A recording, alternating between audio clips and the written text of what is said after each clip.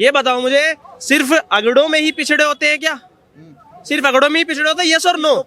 पिछड़े का क्या परिभाषा है? हाँ, आप क्या? आर्थिक आधार पे मानते हो, सामाजिक आधार पे मानते हो? अब इनका जो अल्पसंख्यक वोट है, जिसे ये MY समीकरण भी कहते हैं, मुस्लिम, क्या उसमें मैं इनसे पूछना चाहता हूँ, क्या पिछड़े नहीं है उसमें? क्या दलित नहीं है उसमें? क्या आगड़े नहीं है उसमें? मैं बताता हूँ, 73 फिरके हैं। इस देश का असली अल्पसंख्यक जैन, सिख और क्रिश्चियन है या फिर मुस्लिम है? ये बता दो मुझे। 14% है वो, कैसे रह गया अल्पसंख्यक? और मैं तो कह रहा हूँ कांग्रेस पार्टी बिल्कुल निकम्मी पार्टी है कि वो जो है जमीन पे आके आंदोलन क्यों नहीं करती है। बिल्कुल मैं उस परिणाम को स्वीकार करने के लिए तैयार नहीं हूँ। मैं खुद हरियाणा से आता हूँ। कर्नाटक में जीते हैं तो वहाँ पर भाजपा बिल्कुल स्वीकार करती है कि हम वहाँ हारे। जब आप तेलंगाना में जीते हैं तो स्वीकार करती है भाजपा कि हम हारे, ठीक है। जब हिमाचल में आप जीते हैं तो स्वीकार करती है कि हम हारे।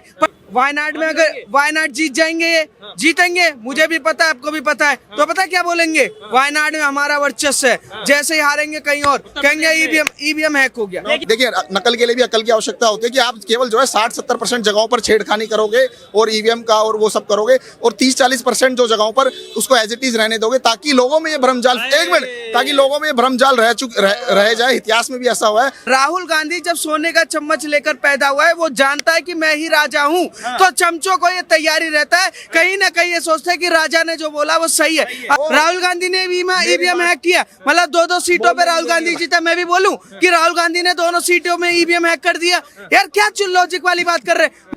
पीडीए, पी से पिछड़ा, डी से दलित, उन्होंने अपडेट किया है, मैं बता दूं आपको। पीडीए अपडेट कर दिया है, पी से पिछड़ा, डी से दलित, ए से अल्पसंख्यक भी कर दिया, ए से आधी आबादी भी कर दिया, और ए से इन्होंने क्या किया है? पिछड़ा अगड़ा। पिछड़ा अगड़ा क्या होता है देखिए भाई, पिछड़ा अगड़ा क्या होता है ये बताओ पहले। नहीं, हम तो नहीं कह रहे कि पिछड़ा अगड़ा। अखिलेश यादव ने कहा, वो समाजवादी पार्टी कह रही है। अगर आप उनकी करनी पर जाइए कि कितने कैंडिडेट उन्होंने किस समाज से लिया है, वो एक समावेशी पार्टी है, और हर समाज, मैं यही तो बोल रहा हूँ, समाज से लोग। आप इन 9 कैंडिडेट्स में से देखिए ना, 4 मुस्लिम 3 यादव, 4 मुस्लिम 3 यादव, 2 अदर हैं। तो आप बता दीजिए ना कि ये कैसे मैं ना मानूं कि ये MY समीकरण नहीं है। इसमें कहाँ गया पिछड़ा और आदिवासी या दलित, कहाँ गया मुझे बताओ ना। अयोध्या में कौन एक बड़ा कैंडिडेट है? दलित? अयोध्या में अवधेश सिंह की बात कर रहे हैं, अयोध्या ये में बार-बार अवधेश पासी पे जा रहा है। आप पूरी उसकी बात क्यों नहीं करते हो? जब पूरे चुनाव हो रहा है, पूरी पार्टी है, वो पूरा लोकसभा भी लड़ती है, विधानसभा भी लड़ती है। किस पे बात हो रही है? नहीं, लोकसभा पे पर पार्टी, आप तो पार्टी को पीडीए से, ए से जो तुमने ए से जो अगड़ा बोला, ए से जो अगड़ा बोला, ए से जो अगड़ा बोला, ये पिछड़ा अगड़ा क्या होता है ये बताओ ना। क्या पिछड़े सिर्फ अगड़ों में ही होते हैं? नहीं। पिछड़े दलितों में नहीं होते? ये पिछड़े ओबीसी में नहीं होते? संवैधानिक भाषा में बोला गया है, ठीक है। संवैधानिक भाषा में ये बात बोली, संवैधानिक भाषा में बोला गया। सुनिए ना, संवैधानिक भाषा में, सुनिए ना सर, संवैधानिक भाषा में सिर्फ जो अगड़ा है वही पिछड़ा है क्या? दलित पिछड़े नहीं होते? ओबीसी पिछड़े नहीं होते? नहीं, मैं बता, क्यों नहीं बोलते हो फिर? जो संवैधानिक, जो SC, देखिए SC ST OBC, ये संवैधानिक भाषा है, ये हमने नहीं बनाई है, ये संवैधानिक भाषा है। नहीं समझ रहे आप मेरी, या तो बात समझ नहीं, या तो आप मेरी बात समझ नहीं रहे हो, या तो आप मेरी बात समझ नहीं रहे हो, या तो समझ रहे हो, समझ के उसे इग्नोर कर रहे हो, नहीं कर रहे हो। ये बताओ मुझे, सिर्फ अगड़ों में ही पिछड़े होते हैं क्या? सिर्फ अगड़ों में ही पिछड़े होते हैं, यस और नो? पिछड़े का क्या परिभाषा है? आप आर्थिक आधार पे मानते हो, सामाजिक आधार पे मानते हो, या किसी और आधार पे मानते हो? तो आप बताओगे ना, बांटने वाले आप? नहीं, हम बांटने वाले नहीं है, हम जोड़ने वाले हैं। हमने कहा है कि जोड़ेंगे और जीतेंगे। हमने ये कहा है कि संवैधानिक भाषा में SC ST OBC जिन्हें कहा जाता है, जिन्हें हमें मुख्य धारा से जोड़ना है, जिन्हें हमें सामाजिक न्याय दिलाना है, उसकी बात हम कर रहे हैं। उसमें हमारे वो भी आते हैं, आदिवासी भी आते हैं, पिछड़े भी आते हैं, सब आते हैं। और जो आप बात कह रहे हो, आप आर्थिक आधार पर उसको लेकर जा रहे हो। हम आर्थिक आधार पर नहीं लेकर जा रहे, हम चाहते हैं कि सबका मुख्य आधार पे, जो मुख्य जातीय आधार पे चल रहा है। नहीं, जातीय आधार पे नहीं, हम सबको सामाजिक न्याय दिलाना चाहते हैं। कह रहे हैं आर्थिक आधार पे। एक सेकंड चाचा, रुको तो सही, अब मुझे पूरा जवाब देने देना और शांति से सुनना, जैसे मैंने सुना। इन लोगों की नजर में पिछड़ा है, दलित है, ठीक है, अगड़ा है हिंदुओं में। अब इनका जो अल्पसंख्यक वोट है, जिसे ये MY समीकरण भी कहते हैं, मुस्लिम, क्या उसमें मैं इनसे पूछना चाहता हूँ, क्या पिछड़े नहीं है उसमें? क्या दलित नहीं है उसमें? क्या आगड़े नहीं है उसमें? मैं बताता हूँ, 73 फिरके हैं, हर फिरके में अलग बिरादरी है, हर फिरके के अंदर में नाई भी है, धोबी भी है, कहार भी है, कुम्हार भी है, मोची भी है। क्या वो पिछड़े हैं या नहीं है? इनसे जवाब ले लो। क्यों ये जाति की जब बात करते हैं, सिर्फ और सिर्फ हिंदुओं की, सनातनियों की जाति की बात करते हैं, ये मुसलमानों की जाति की बात क्यों नहीं करते, जिसमें 73 फिरके और हर फिरके में अलग जाति है? मैंने जातियों के भी नाम बता दिए। नाई भी है मुसलमानों में, धोबी भी है मुसलमानों में, बढ़ई भी है मुसलमानों के अंदर में, सारी जाते हैं, ठीक है, जाट भी हैं, त्यागी भी हैं, गुजर भी हैं मुसलमानों में, सारी जाते हैं मुसलमानों में। फिर ये उसकी जाति जनगणना की बात क्यों नहीं करते? उनके लिए पीडीए का नारा क्यों नहीं देते? उनको क्यों अल्पसंख्यक अल्पसंख्यक अल्पसंख्यक? इस देश का असली अल्पसंख्यक जैन, सिख और क्रिश्चियन है या फिर मुस्लिम है? ये बता दो मुझे। 14% है वो, कैसे रह गया अल्पसंख्यक? उत्तर दूंगा, कहीं और नहीं जाऊंगा। घुमाना नहीं, बिल्कुल नहीं घुमाऊंगा, सीधा सटीक पॉइंट टू पॉइंट जवाब देना, टू द पॉइंट उत्तर दूंगा। देखिए, पहली बात तो यह कि बिहार के अंदर जातीय जनगणना हुई है तो उसका श्रेय तो बिहार भाजपा, सुनिए मेरी बात सुनिए ना, मेरी बात सुनिए। सर्वे जो हुई है, उस जो जातीय जनगणना का सर्वे हुआ है उसके अंदर बिहार भाजपा श्रेय लेने में सबसे आगे कि हमने करवाया। एक मिनट सबसे आगे, एक मिनट सीधा, एक मिनट भाई साहब, मैंने घुमाने वाली बात, सीधा दूंगा ना, मेरी बात वाली बात है। मेरे को सीधा जवाब दीजिए ना, जैसे उन्होंने दिया। सीधी बात सुनिए, सीधी बात सुनिए। पहली बात तो बिहार भाजपा वहाँ श्रेय लेने में लगी है कि हमने कराया, जबकि कराया गया कांग्रेस पार्टी में। और दूसरी बात ये कह रहे हैं कि वहाँ पे जो जातीय जनगणना हुई है उसके अंदर मुसलमानों की, किसने कहा मुसलमानों की जाति नहीं पूछी? मुसलमानों की जाति भी पूछी है। मुझे दिखा दो। बिल्कुल दिखा देता हूँ, अभी दिखा देता हूँ। और आप मानेंगे दिखाएंगे तो? हाँ दिखाइए ना। ठीक है, मैं दिखा देता हूँ। नहीं, जिस तरीके से वो प्रेजेंट, सुनिए, जिस तरीके से वो प्रेजेंट करते हैं, हिंदुओं की तो लगातार जातिगत जनगणना होती है, जिस तरीके से वो प्रेजेंट करते हैं, टीवी पे वो क्यों नहीं बोलते? अरे टीवी पे मुसलमानों की बात क्यों नहीं होती? ये पूछो खड़गे जी, जो वैसे तो दलित हैं पर 50,000 करोड़ के मालिक हैं, क्या उनको आप दलित कहोगे या सवर्ण कहोगे या बैकवर्ड कहोगे? ऐसे लोगों की आपकी क्या राय है? ये पूछो आप। ये तो कह रहे हैं कि वो पीडीए को सबको साथ लेके चल रहे हैं, बीजेपी वाले बांटते हैं। मैं क्या कह रहा हूँ, अरे बीजेपी वाले तो क्या अरबपति भी दलित होगा क्या? खरबपति भी दलित होगा क्या? अग्नि विचारधारा की लड़ाई है तो लगातार सवाल वही उठ रहा है ना बार बार कि कांग्रेस पार्टी का वजूद कहाँ चला गया? लड़की हूँ, लड़ सकती हूँ, राहुल गांधी युवा नेता, अखिलेश यादव ने एक भी इस पर टिकट नहीं दिया, जैसे भैया भी कह रहे थे। अगर विचारधारा की लड़ाई है तो कांग्रेस विलुप्त हो जाएगी बहुत जल्दी। देखिए, कांग्रेस मुक्त भारत का सपना तो बहुत समय से देखा जा रहा है, पर लगातार कांग्रेस का जो है वोट परसेंटेज बढ़ा है इस बार लोकसभा के अंदर। और हरियाणा, देखिए मेरा ये कहना है, मैं तो स्पष्ट कहता हूँ, मैं उस चुनाव परिणाम को स्वीकार करने के लिए तैयार नहीं हूँ। मैं तो पहले से ही कहता आ रहा हूँ। और मैं तो कह रहा हूँ कांग्रेस पार्टी बिल्कुल निकम्मी पार्टी है कि वो जो है जमीन पे आके आंदोलन क्यों नहीं करती है। बिल्कुल मैं उस परिणाम को स्वीकार करने के लिए तैयार नहीं हूँ। मैं खुद हरियाणा से आता हूँ और हमारे यहाँ पे जिस तरीके का माहौल था, कांग्रेस को चाहिए कि वो आए और जमीन पर वो आकर इस पे आंदोलन करे। बिल्कुल कांग्रेस की इसमें गलती है। बिल्कुल, मैं तो स्पष्ट कहता हूँ, ये तो शुरू से कहता रहा, हमारा सीधा इसका कोई घुमाई फिराई बात नहीं, स्पष्ट हम कहते हैं। हरियाणा में अगर बीजेपी जीत गई है तो कह रहे चीटिंग हुई है, खुले में बोल रहे हैं कि कांग्रेस के साथ गलत हुआ है, आंदोलन करना चाहिए। इनके बयान में आग लगाने वाली बात दिखी नहीं आपको? ये आग लगाने वाली बात नहीं है। संविधान की हत्या, लोकतंत्र की हत्या नहीं हो रही। अब जब जीते तो अच्छा लगता है, हारे तो ऐसा लगता है कि इनको मियाँ मियाँ खट्टा खट्टा। ये क्या चल रहा है? मुझे ये नहीं समझ आ रहा कि जब आप कर्नाटक में जीते हैं तो वहां पर भाजपा बिल्कुल स्वीकार करती है कि हम वहां हारे। जब आप तेलंगाना में जीते तो स्वीकार करती है भाजपा कि हम हारे, ठीक है। जब हिमाचल में आप जीते तो स्वीकार करती है कि हम हारे, पर जब राजस्थान में आप हार जाएं तो कहते हो नहीं नहीं वहां पर ईवीएम हैक हो गया था। लोकतंत्र का एक संवैधानिक संस्था जो भारत में कहीं ना कहीं 70 सालों से लगातार इलेक्शन कराने का काम कर रही है। कभी भी भाजपा ने कभी भी इलेक्शन कमीशन के उस चीज का विद्रोह नहीं किया कि इलेक्शन में फर्जीवाड़ा हुआ। ये वही लोग हैं कि जब जीत जाते हैं तो कहते हैं कि मैं दूध पी कर आया था, जब हार जाते हैं तो कहते थे मम्मी ने दूध नहीं पिलाया था, मैं इसलिए पिट कर जा रहा हूँ। इनकी सोच और इनकी जो समझ है, इनका नेता जो बयान देता है वो घुटने वाला जो बयान, यहाँ जो दिमाग है ना, सेम वही वाला बयान ये दे रहे। मैं कह रहा हूँ हरियाणा में आप हारे झूठे नैरेटिव की वजह से। आपने झूठा बेटी आंदोलन चलाया जिसमें दिखाया कि पहलवान आंदोलन जो है वो कहीं ना कहीं सच्चा है। हरियाणा की जनता ने जवाब दिया कि झूठ का आंदोलन था। आपने झूठ नैरेटिव किसान आंदोलन चलाया, हरियाणा की जनता ने बताया कि वो झूठा आंदोलन था। हरियाणा की जनता ने डबल इंजन की सरकार क्यों चुनी? क्योंकि वहां पर सबसे बढ़िया बात है सुरक्षा। इनकी सरकार में जब तक रॉबर्ट वाड्रा को कौड़ी के भाव जमीन बिक रहा था, जब तक पैसा दो नौकरी लो तब तक अच्छा लग रहा था। जब ये सब खत्म हो गया, भ्रष्टाचार पे लगाम लग गया तो इनको दिक्कत होने लगी। इनका नेता, अभी रुकिए, उपचुनाव आने वाला है वायनाड में, अगर वायनाड जीत जाएंगे, ये जीतेंगे, मुझे भी पता है, आपको भी पता है, तो पता क्या बोलेंगे? वायनाड में हमारा वर्चस्व है। जैसे ही हारेंगे कहीं और कहेंगे ईवीएम हैक हो गया। देखिए कह रहे हैं ना, वही कह रहे हैं। सुनिए, कर्नाटक जीत जाते हो, हिमाचल जीत जाते हो, लोकसभा में 99 सीटें ले आते हो तो ईवीएम सही है।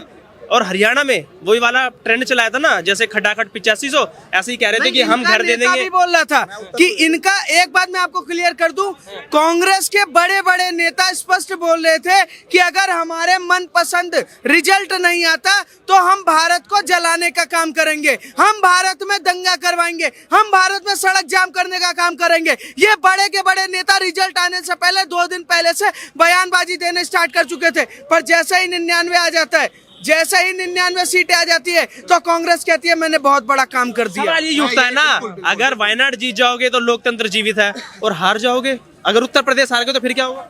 केवल 30 सेकंड का समय देना, मैं इसी का उत्तर दूंगा, कहीं और नहीं जाऊंगा।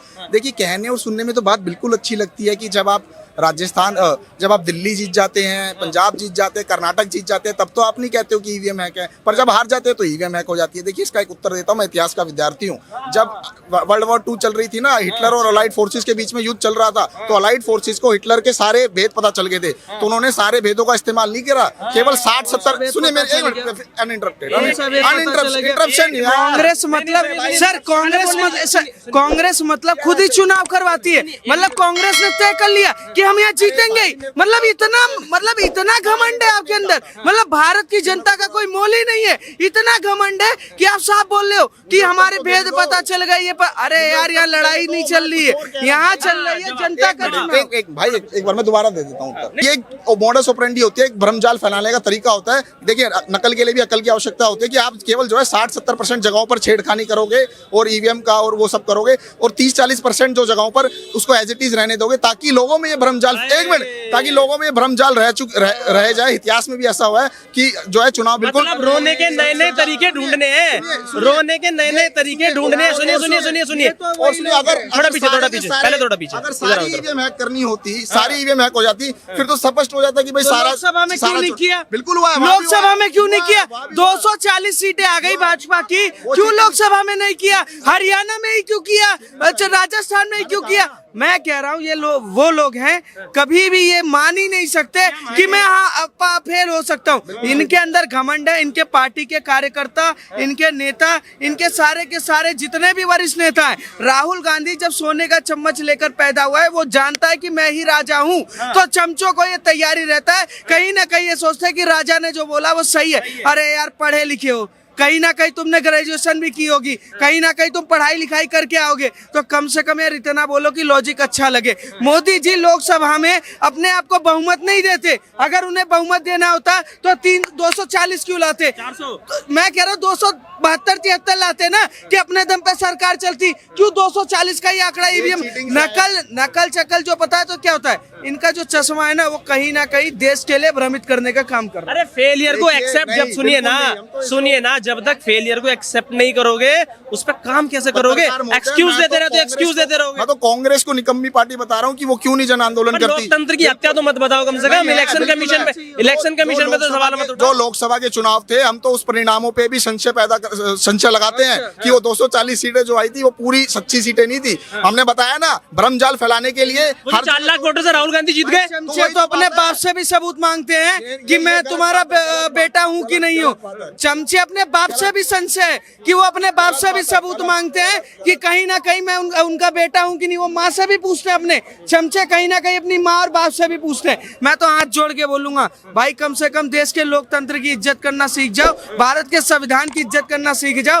मैं कह रहा हूँ इतना भी मत गिरो कि देश की जनता आपको जिस तरीके से नकार रही, कहीं ना सुपड़ा साफ होना तय। सुपड़ा साफ न हो जाए, वही कह रहे हैं वायनाड जीतोगे तो खुश हो जाओगे। सुनिए सवाल, वायनाड जीतोगे तो खुश हो जाओगे और उत्तर प्रदेश हार जाओगे तो लोकतंत्र की हत्या। मैंने पत्रकार महोदय, मैंने वही तो उत्तर दिया कि हर जगह चीटिंग करने की आवश्यकता नहीं होती। भ्रमजाल भी क्यों नहीं? एक मिनट बीच में तो मत बोलो भाई। अमेठी में मैं वही तो कह रहा हूँ, मेरी बात। अमेठी में ईवीएम हैक कर लिया भाई, राहुल गांधी ने ईवीएम हैक किया, मतलब 2-2 सीटों पे राहुल गांधी जीता। मैं भी बोलूं कि राहुल गांधी ने दोनों सीटों में ईवीएम हैक कर दिया। यार क्या लॉजिक वाली बात कर रहे, मतलब चूतिया वाली बातें कर रहे खड़े होकर, मतलब मैं क्या बोलूं? सवाल का जवाब तो वाजिब बनता है ना। अगर इनके पास ईवीएम हैक करने की इनके पास टेक्निक है तो वायनाड में भी जीत जाए ना राहुल। अरे सुनिए ना, वायनाड में जीत जाए, बीजेपी क्यों नहीं जीतती? हैदराबाद में क्यों नहीं हारते? वैसे बीच में मत बोलना भाई। देखो, मैं देखिए, यही तो बात है ना कि हर जगह चीटिंग करने की आवश्यकता नहीं होती। भ्रमजाल भी तो बना के रखना है ना, ये रोते रहेंगे ऐसे ही। ये भ्रमजाल बना के भी तो रखना है ना कि वायनाड और वो जीत, ताकि ये कह सके कि अगर सारी जगह चीटिंग हो जाएगी फिर तो स्पष्ट हो जाएगा कि ईवीएम हैक हुई है। पर ये जो है भ्रमजाल बनाने का तरीका होता है, मोडस ऑपरेंडी होती है, हर जगह नहीं करना होता। जिस तरीके से वर्ल्ड वॉर 2 में अलाइज फोर्सेस ने ऐसे करा था, वही तरीका है। उस समय ये पैदा हुए थे, इतिहास इतना ज्यादा पढ़ लिया है ना, तभी इनको देश में समझ ही नहीं आ रहा क्या बोल रहे हैं। मैं तो कह रहा हूँ ऐसे लोगों का तो भाई मैं कहता हूँ तुम पता हो एक काम करो, वोट छोड़ो, जब चुनाव होता है ना तो कांग्रेस के जितने भी कार्यकर्ता हैं, जितने भी नेता है, जानते हैं भाई ईवीएम हैक होता है, पता नहीं कौन सा बायोग्राफी लिख के बता रहे। मैं कह रहा हूँ कांग्रेस के जितने भी लोग हैं ना वोट ही मत डालें, पता चल जाएगा भाई। कांग्रेस के कार्यकर्ता कहीं वोट ना डाले, जब वोट नहीं डालेंगे तो पता चल जाएगा ईवीएम हैक हुआ था नहीं हुआ था। सबसे बड़ी बात है कमी खुद में है और कमी लगा रहे हो दूसरे पे। नहीं, जनता सवाल ये है, अब आप अगर आप कह रहे हो ईवीएम हैक है तो थोड़ा पीछे हो जाओ। अब अगर आप कह रहे हो ईवीएम हैक है तो अब आपने कहीं ना कहीं ये मान लिया है कि कांग्रेस कभी भी सत्ता में नहीं आएगी। देखिए वही बात है, जब तक कोई जन आंदोलन बड़ा नहीं होगा, जब तक हम ईवीएम का खुलेआम पे बहिष्कार करना चाहिए और पेपर बैलेट से पेपर बैलेट बिल्कुल कैप्चरिंग करनी है। नहीं, बूथ कैप्चरिंग किस लिए? आप एक बात बताइए ना, पूरे विकसित देश हैं वो भी तो आज कह रहे हो ईवीएम है, कल लगाओगे बूथ कैप्चरिंग हो गई, कल भी बीजेपी पे आरोप लगाओगे। ईवीएम पे आरोप सबसे पहले वैसे तो अडवाणी जी ने लगाया था, हमने नहीं लगाया था। सर सुनिए ना, आपकी बात मान ली, सुनिए मेरी बात, को समझ में आपकी बात मानी। एक मिनट सुनिए सर, एक सेकंड, ये ईवीएम हैक की बात कर रहे हैं, बताओ ईवीएम हैक होता है? सच बोलना होता है। जब इलेक्शन कमीशन ने आप लोगों को न्योता दिया, माननीय सुप्रीम कोर्ट ने बोला कि ईवीएम जो है उस पर प्रमाणित करे, इलेक्शन कमीशन के हैक होता नहीं होता। ईवीएम इलेक्शन कमीशन ने गेट खोला, सर एक सेकंड, गेट खोला और उनसे बोला कि आप हमारा ईवीएम ले लीजिए या आप कहीं से ईवीएम ले आइए, और यहाँ खड़े होकर हमारे सामने दिखाई जो टेक्नोलॉजर है उसको लाइए और ईवीएम हैक करिए। मैं कहता हूँ मोदी जी के पास ईवीएम हैकर है, इतना चुनाव प्रचार क्यों करते हो? राहुल गांधी तो राजा है, पैसा बहुत है, अकूत पैसा है, वो भी एक ईवीएम हैकर ले आए, वो भी ईवीएम हैक कर ले, क्यों नहीं हैक कर पा रहे? यहाँ ईवीएम हैक नहीं हुआ है, यहाँ जनता का दिल हैक हो चुका है। देखो ये आप आज आपको ईवीएम पर भरोसा नहीं है, जैसे इन्होंने कहा, कल को अगर बैलेट पेपर से चुनाव हो गए तो आप कल बोलोगे कि बूथ कैप्चरिंग करवा ली, वोट फेक वोट डाल दिया। कैसे किया जाए सब कुछ? देखिए पहली बात तो जिस ईवीएम मैराथन की बात ये कर रहे हैं ना कि 2020 में या 21 में करा था, उसके बाद क्यों नहीं करा? उसके बाद नहीं गए थे, उसके बाद नहीं गया था वहाँ पर। जब इलेक्शन कमीशन ने बुलाया तो कोई भी नहीं गया था, जो आरोप लगा रहे उसमें से कोई भी नहीं गया था। गेट के बाहर छोड़िए 4 किलोमीटर तक नहीं दिख रहे थे, इलेक्शन कमीशन ने इनको बुलाया था। ये नैरेटिव झूठ बात कर रहे हैं, मतलब इरिटेट वाली बात कर रहे हैं भाई साहब, इरिटेट वाली बात कर रहे हैं। ये कभी मानेंगे ही नहीं, मतलब ये जिंदगी में नहीं मानेंगे। जब आपको कोई बुला रहा है तो करो ना ईवीएम हैक करके, दिखाओ ना कैसे ईवीएम हैक होता है। मतलब झूठ है यहाँ पर, मतलब जो बच्चा पैदा नहीं हुआ उसका नामकरण कर रहे हैं, शर्म आए।